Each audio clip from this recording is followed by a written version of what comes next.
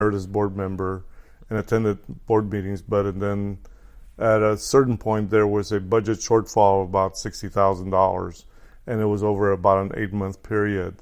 And after that 8-month period, there was going to be an infusion of grants coming in.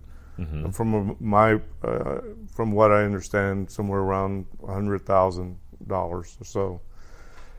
And so 2 people on the board were able to raise $30,000 with the caveat that the other $30,000 be raised. Right. If they don't raise it, they don't get it. Right. And the rest of the board didn't meet the challenge to help raise that other $30,000, which I think could have been done. And so it folded. And then Gulf Coast Magazine, I don't know if you're familiar with it. It's a literary magazine out of University of Houston. Donald Bartholomew helped started it. Mm-hmm. And they have a magazine, the journal they put out, and the back section of that is now dedicated to Art Lies. Okay. So they have an arts writer, and then they also taken on the archives of Art Lies as well.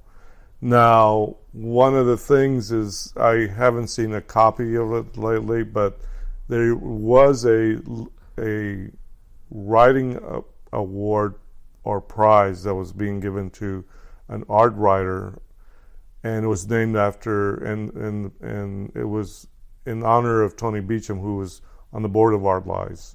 Mm-hmm. And it was called the Tony Beecham Art Lies Art Writing Award. Mm-hmm. My understanding is Art Lies has been dropped from that. Right. And I have a feeling that Art Lies has been dropped from the back section. It's just now maybe the art section. Mm-hmm. But I cannot confirm that. Right.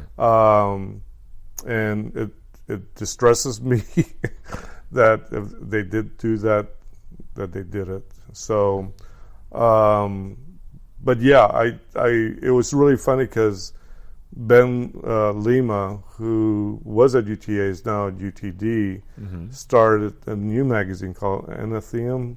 Right. And he, in his article, I think it's in Glass Tire, talks about that he mourns Art Lies and might be good. And he's glad that Glass Tire and Arts and Culture are around.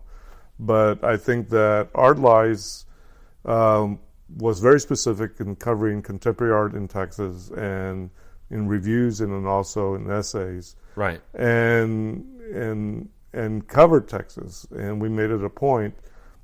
And I think that we still need something like that, as much as Glass Tire does, and as much as Arts and Culture, they don't do, I think, what we used to do. Right.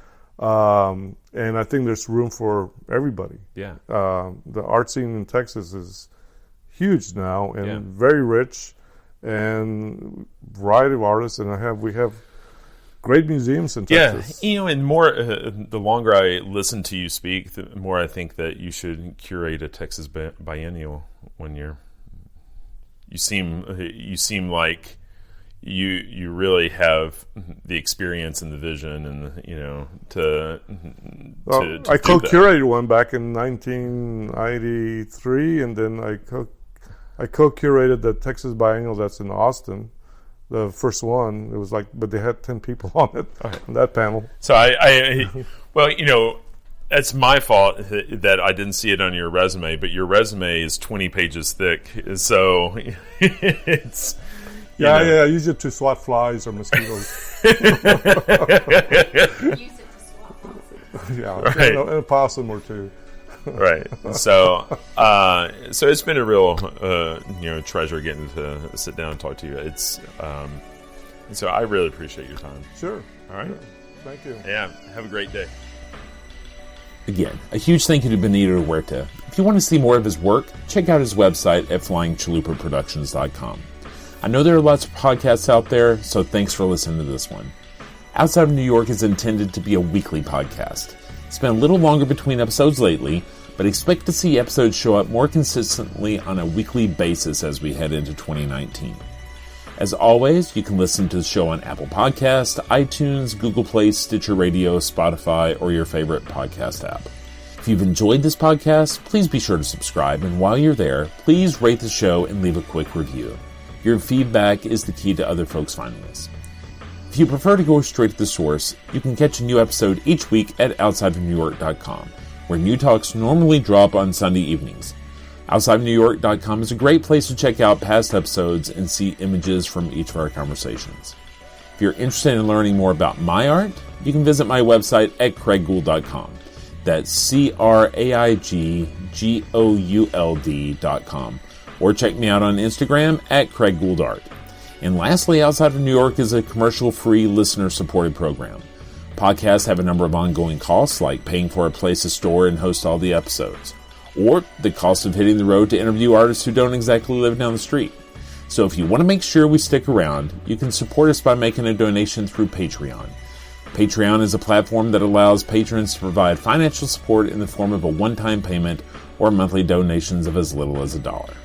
Visit patreon.com/outside of New York, or just look for the link at outsideofnewyork.com. Thanks again, and have a great week.